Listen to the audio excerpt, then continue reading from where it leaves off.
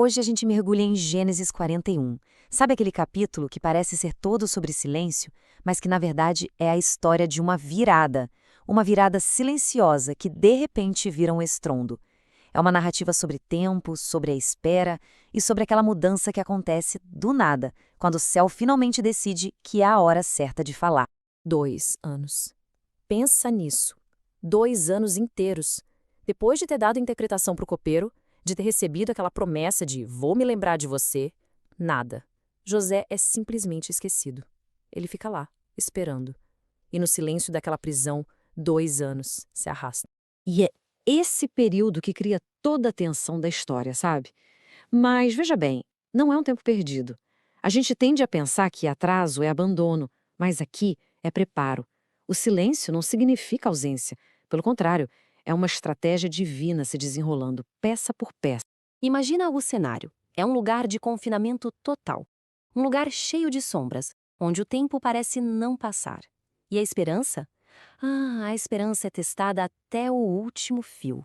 É aqui que José sente na pele o que é ser ignorado.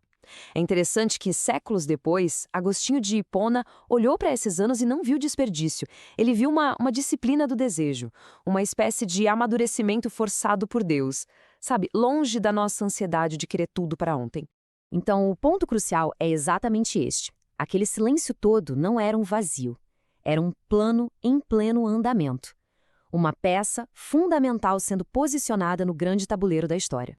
E olha só o contraste. Enquanto José espera no escuro, uma crise gigantesca simplesmente paralisa o maior império do mundo, o Egito, o centro do poder, da sabedoria da época, de repente se vê de joelhos por causa de 2 sonhos. 2 sonhos que ninguém, absolutamente ninguém, consegue decifrar. E olha, a gente precisa entender que no Egito Antigo, sonhos não eram pouca coisa, eram um assunto de Estado. Existiam magos, sábios, templos, até manuais de interpretação sobre isso. Era uma indústria. Mas, diante desse mistério específico, toda essa estrutura, todo esse conhecimento humano simplesmente desmoronou. O choque é total. A sabedoria institucional, os especialistas, tudo falha. E isso cria um vácuo, um espaço que só uma intervenção divina poderia preencher. O maior poder do mundo da época estava de joelhos, impotente diante de um mistério. E aí, bem nesse clímax de desespero nacional, que o copeiro, aquele que tinha esquecido, se lembra. Finalmente, ele fala sobre o prisioneiro hebreu. É aqui que a transição da escuridão para a luz começa a acontecer. A ironia da história é brilhante, né? A solução para a crise do maior império do planeta estava o tempo todo ali, esperando num calabouço. Aquele que o mundo descartou era, na verdade, a única resposta que o mundo precisava. Então José é tirado às pressas da prisão, limpo, trocado e levado à presença do faraó. E o que acontece agora? Bom, é o coração de toda a narrativa. Ele não chega lá como um oportunista querendo se dar bem. Ele se apresenta como um servo. Olha a primeira coisa que ele diz. Antes de qualquer interpretação, antes de qualquer demonstração de sabedoria, ele se esvazia. Ele aponta para a fonte da resposta. A glória, ele deixa claro, não é dele, é de Deus. E não é à toa que tantos teólogos, ao longo da história, viram nesse momento a grande chave da vida de José. Para Calvino, o ponto era esse, servir sem roubar a glória. Para Spurgeon, a lição era cristalina, a integridade vem antes da promoção. E Tim Keller resume de um jeito muito poderoso. É o caráter, aquele que é forjado no anonimato, na prisão, que se torna a única base sólida para ter influência pública.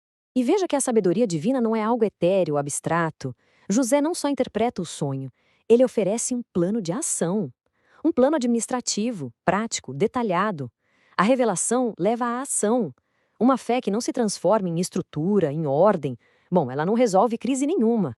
E esse número 7 que fica se repetindo na história, 7 vacas, 7 espigas, não é um detalhe mágico, sabe? É teológico. Na Bíblia, 7 representa um ciclo completo, plenitude. A mensagem por trás é bem clara. O controle de Deus sobre a história não é parcial, é total. E aí chegamos ao clímax da história, a exaltação de José.